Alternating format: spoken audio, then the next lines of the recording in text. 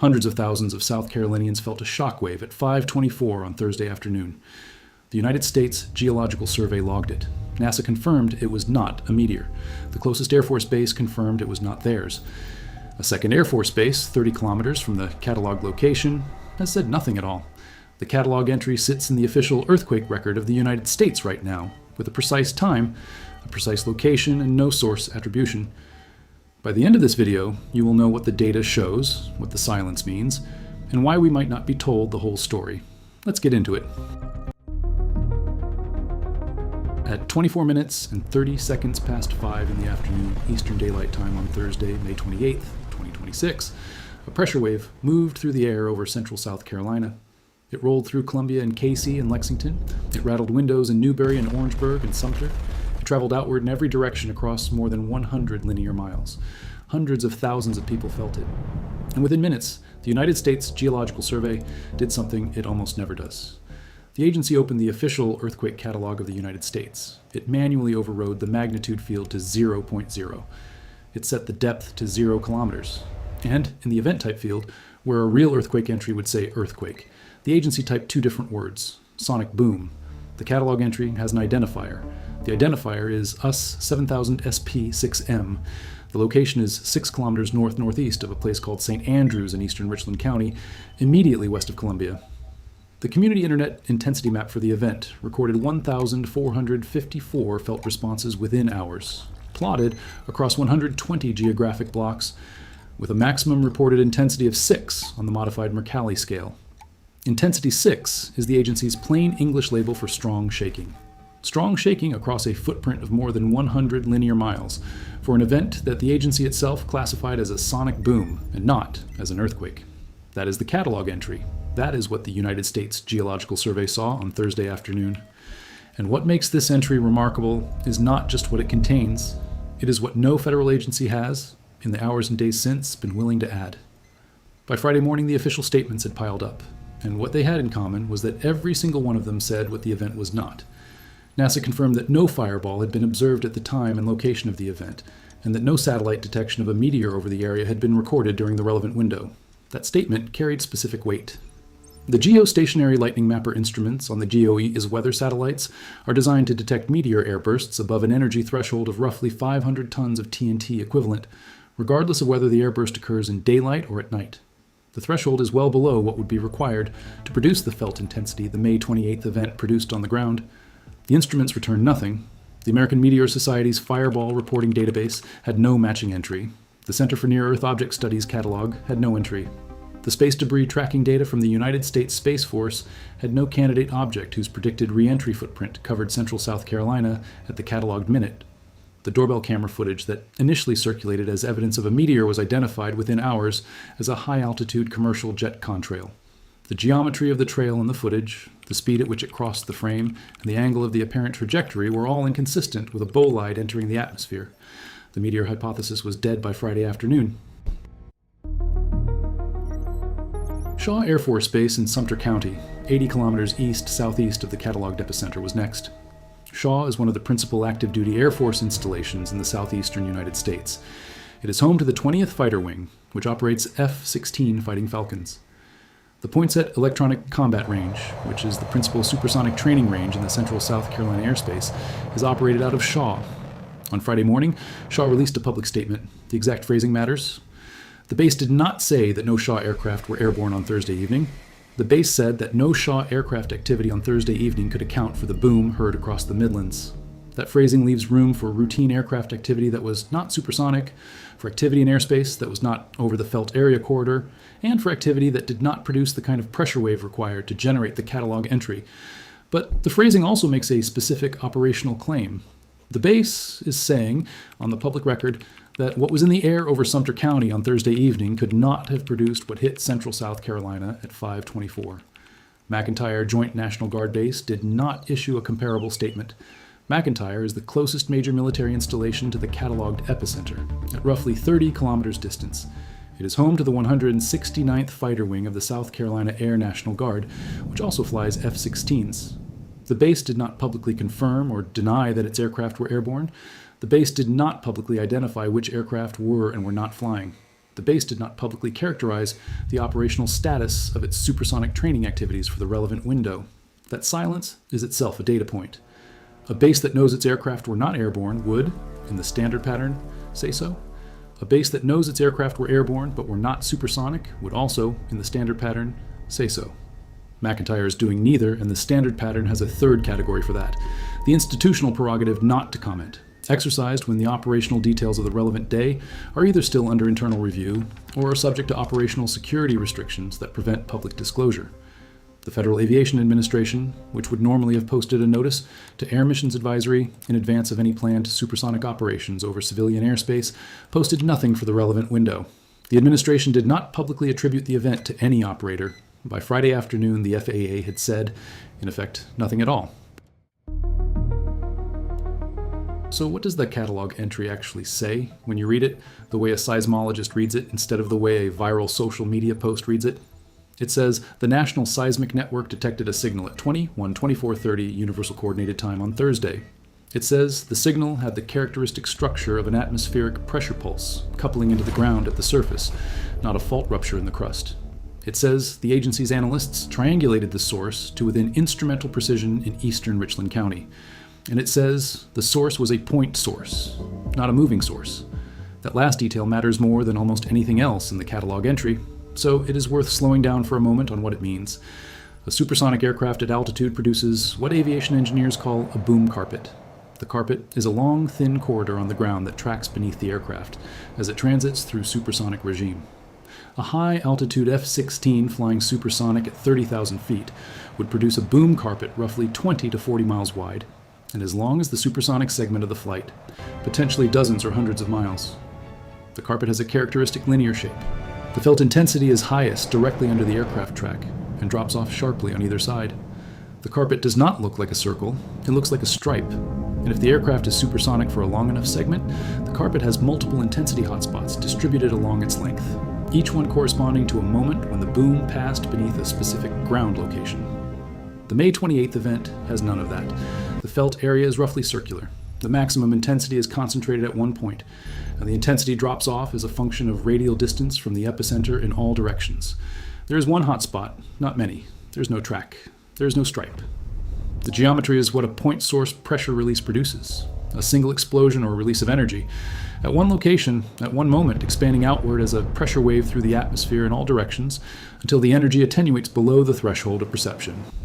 That is what the felt area map looks like for a meteor airburst at altitude, for a surface explosion of large equivalent yield, and for a very shallow seismic source whose energy couples efficiently into the atmosphere at the air-ground interface. It is not what a fighter jet at altitude looks like. NASA has ruled out the meteor. No surface explosion has been reported anywhere in central South Carolina on Thursday afternoon. Shaw has ruled out its own fighters. That leaves a very narrow set of candidate sources, and the candidate that the location of the event has been quietly forcing back to the top of the list is the one that the southeastern seismology community has been preparing for over the last 5 years. To understand why a particular piece of central South Carolina is the most informative place on the East Coast to log an unexplained atmospheric pressure event, you have to spend a few minutes with what the ground underneath has been doing. On December 27, 2021, the ground near a small town called Elgin in Kershaw County, about 20 miles northeast of Columbia, moved. The first event was a magnitude 3.3 earthquake. Within weeks, there were dozens more. By the summer of 2022, the seismic network had recorded approximately 70 events in the Elgin area, with the largest reaching magnitude 3.6. The pattern of events did not match a single seismic event with a decay sequence. It matched what seismologists call a swarm, a cluster of events occurring within a short time in a small area without a dominant main shock. And it did not stop. By early 2026, the cumulative count of earthquakes recorded in the Elgin sequence since December 2021 had exceeded 200. That makes it the largest sustained intraplate earthquake sequence in the southeastern United States in the modern instrumental record. The southeastern United States is supposed to be quiet. It is intraplate, meaning the crust there sits inside a tectonic plate rather than on the boundary between two plates. And intraplate seismicity is generally low and diffuse. South Carolina averages a handful of small earthquakes per year, and the state's most famous historical event, the Charleston earthquake of August 31st, 1886, is separated from the present moment by nearly 140 years. 200 events in 5 years in that environment is a substantial departure from the historical baseline. Then, in February and March of 2026, a second swarm appeared, not at Elgin, 30 miles to the west, in the Lake Murray and Lexington corridor. The strongest event in the second swarm was a magnitude 3.0 on February 26th, with the epicenter about 2.5 miles from Lexington. It was followed by additional events on March 19th and on subsequent dates through April and into May. By the second week of April, South Carolina had recorded 5 earthquakes in 30 days, the highest rate of state seismicity in modern instrumental history. The two swarms together form a single broader pattern of activity along a strand of the eastern Piedmont Fault System, a late Paleozoic dextral strike-slip fault network that runs from Georgia through the Carolinas into Virginia. The fault system was formed 300 million years ago during the collision that built the Appalachian Mountains. It has been mostly quiet ever since the breakup of Pangaea, but the faults are still there, and under the right stress conditions, they can be reactivated. The catalog location of the May 28th sonic boom sits within 15 kilometers of the epicenter of the February 26th magnitude 3.0. It sits directly inside the Lake Murray-Lexington swarm corridor. The spatial coincidence is at the kilometer level, and it is not subtle. Now, whether that coincidence is meaningful is a question the available data does not yet answer, but the question is sharp enough that it has the southeastern seismology community paying close attention, because there is a documented mechanism by which a fault system in this kind of setting can produce an atmospheric pressure pulse, and the mechanism was characterized at a reservoir about an hour northwest of Lake Murray by a research group at the University of South Carolina across the 1980s and 1990s. The reservoir is called Monticello in Fairfield County, filled beginning in December 1977 as part of the VC Summer Nuclear Generating Station project. It covers about 6,700 acres. Within days of the first significant water impoundment, the area around the reservoir began producing detectable seismic activity that had not previously been recorded. Over the next several years, more than 10,000 earthquakes were logged in the immediate vicinity. A research group led by Pradeep Talwani at the University of South Carolina characterized the mechanism in a series of papers across the following 2 decades. The mechanism has 2 coupled effects. The first is the weight of the impounded water column itself, which increases the vertical stress on the crust beneath the reservoir.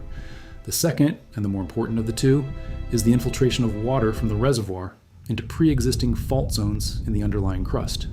The infiltrating water raises the pore fluid pressure in the faults, which reduces the effective normal stress on the fault surfaces, which reduces the frictional resistance to slip.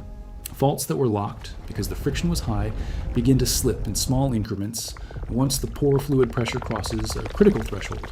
The slip produces small earthquakes, and the result is a sustained earthquake swarm that can continue for years or decades after the initial impoundment. Lake Murray is much larger than Monticello, 50,000 acres versus 6,700, and sits on the same eastern Piedmont fault system. The mechanism Talwani documented is, in principle, available there. The current high lake level, at the upper end of the operational range due to wet conditions in the eastern United States over the past several months, could in principle be modulating the stress field under the lake bed. And the current Lake Murray swarm, which began in February, is happening directly above the relevant fault zone. The Moodus noises in central Connecticut, booms reported by witnesses for centuries, partially characterized by 20th century instrumental studies, have been shown to be associated with very shallow microearthquakes, whose seismic energy couples efficiently into the atmosphere at the surface, producing a localized boom that can be heard for kilometers. The mechanism is well documented at Moodus. Scaling it to a 100-mile felt footprint is not. But the geological setting is right, the active swarm is right, and the catalog entry now exists to be tested against future events. There is a second piece of context for the May 28th event that almost nobody who heard the boom on Thursday afternoon is aware of, and it has to do with what is sitting in the middle of Lake Murray. The lake itself was created in 1930 by the Dreher Shoals Dam on the Saluda River. It covers 50,000 acres across portions of Richland, Lexington, Saluda, and Newberry counties. And in the middle of the lake are several islands. The largest one was originally called Lunch Island. Today, on every local map and in every recreational guidebook, it is called Bomb Island. The reason is that in 1942, the United States War Department leased the island, along with Shull Island and Dreher Island, and used all 3 as live-fire bombing ranges through 1945. The crews who flew the practice runs were stationed at Columbia Army Air Base, 10 miles southeast of the lake. They flew the B-25 Mitchell, a twin-engine medium bomber. They dropped practice ordnance loaded with white sand against the red clay soil of the islands and scored the strikes from the air. Some missions use live incendiary and demolition ordnance. Over 3 years, thousands of training missions were flown over Lake Murray. One of the units that practiced over the lake in early 1942 has a specific place in American military history. In February and March of that year, 16 B-25 crews under the command of Lieutenant Colonel James Doolittle conducted a final phase of preparation for a mission whose target had not yet been disclosed to them. On April 1st, the 16 aircraft were loaded onto the deck of the United States Navy aircraft carrier USS Hornet at Naval Air Station Alameda in California. On April 18th, the aircraft launched from the Hornet at a position 650 miles east of Japan and conducted the first American air attack on the Japanese home islands. It is known as the Doolittle Raid. The crews had practiced at Lake Murray. The island in the middle of the lake is sometimes also called Doolittle Island, and that name is on the maps too. 5 B-25 bombers crashed into the lake during training operations between 1942 and 1945. 4 were salvaged during or shortly after the war. The fifth, a B-25C variant, was raised from the lake bed in September 2005, after 60 years on the bottom, by a private nonprofit project. A historical marker commemorating the bombing range operations was erected at the lakeshore in 2007. This history matters because it is the structural foundation for the reading of the May 28th event that does not have a geophysical explanation. The reading is not that the contemporary Air National Guard is operationally connected to the Doolittle Raid training. The reading is that Central South Carolina has been a heavily worked piece of military training real estate for more than 80 years, that the operational use of the airspace in the lake area has continuity across multiple generations, and that the May 28th event sits inside a broader pattern of ongoing military activity, whose specific public disclosure is sometimes partial. McEntire Joint National Guard Base in Eastover, 30 kilometers from the cataloged epicenter, flies F-16s off of an active runway. Shaw Air Force Base, 80 kilometers away, flies more F-16s. The Poinsett Electronic Combat Range authorizes supersonic training within specified windows. The contemporary picture is dense and the historical depth is real. And the asymmetric agency response, in which Shaw has spoken and McEntire has not, is what keeps the reading alive. So where does that leave the question of what produced the pressure wave that the catalog logged at 21, 24, 30 Universal Coordinated Time on Thursday afternoon? The available evidence narrows the candidate explanations to 2 main families. The first family is a previously undocumented seismo-atmospheric coupling phenomenon along the reactivating eastern Piedmont fault system. Under that reading, the boom is a real atmospheric phenomenon, driven by a real underground source, but the source is too shallow and too localized to register as a detectable earthquake on the standard scales, and the atmospheric expression of the source is what the seismic network in the felt area reports actually recorded. The reading explains the spatial coincidence with the active swarm. It connects directly to the Talwani-Monticello precedent. It does not cleanly explain the felt area magnitude, which is several orders of magnitude larger than any documented Moodus-style event in scale terms. And it does not explain the absence of any seismic component in the catalog entry. Under a Moodus-style coupling, a small seismic component should be present alongside the atmospheric one. The catalog entry has none. The second family is undisclosed military activity in the airspace over central South Carolina on Thursday afternoon. Under that reading, the boom was produced by an aviation or weapons activity that has not been publicly attributed.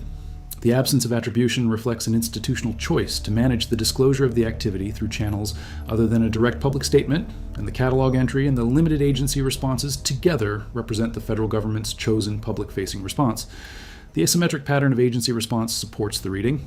The historical depth of military activity in the immediate Lake Murray area provides the structural backdrop. The reading does not cleanly explain the radial felt area geometry, which is wrong for a single supersonic aircraft transit, but would be consistent with a multi-aircraft coordinated operation. And the absence of a posted notice to Air Missions Advisory for the relevant window is harder to explain under the routine version of the reading than under the substantive version. Both readings make different predictions about what the catalog will record over the coming weeks and months. If the seismo-atmospheric reading is correct, the Lake Murray corridor should continue to produce additional sonic boom class entries at intervals that the broader pattern of swarm activity would predict. The next entry will look much like the May 28th entry, with the same magnitude, 0.0 flag, the same sonic boom event type, and a similar radial felt area centered on the active fault zone. If the undisclosed military reading is correct, no additional entries of the same kind will be cataloged in the Lake Murray corridor. The disclosure window for the May 28th event will continue to close without a formal public attribution, and the catalog entry will join a small but non-trivial set of similar events at military installations whose source has never been officially identified. If neither reading is correct, the event will become an isolated data point that remains unexplained until something else happens that gives the southeastern seismology community a new piece of evidence to work with. What is not in doubt is that the catalog entry exists, that the agency took the event seriously enough to commit institutional resources to its documentation, and that the entry will sit in the public record as the first formally instrumented instance of a phenomenon that has been reported anecdotally along the East Coast for 2 centuries. The Seneca guns of the Carolinas, the Moodus noises of central Connecticut, the unexplained reports along the Atlantic coast that go back to the early 1800s, they have never been cataloged at this level of instrumental detail before. The May 28th entry is the new baseline, and what happens next at Lake Murray, and along the eastern Piedmont Fault system more broadly, is the variable that will determine whether the baseline becomes the first data point in a sustained scientific investigation, or whether it becomes the kind of one-off institutional record that the historical East Coast mystery boom literature has been full of for 2 centuries. We will be tracking it as it develops.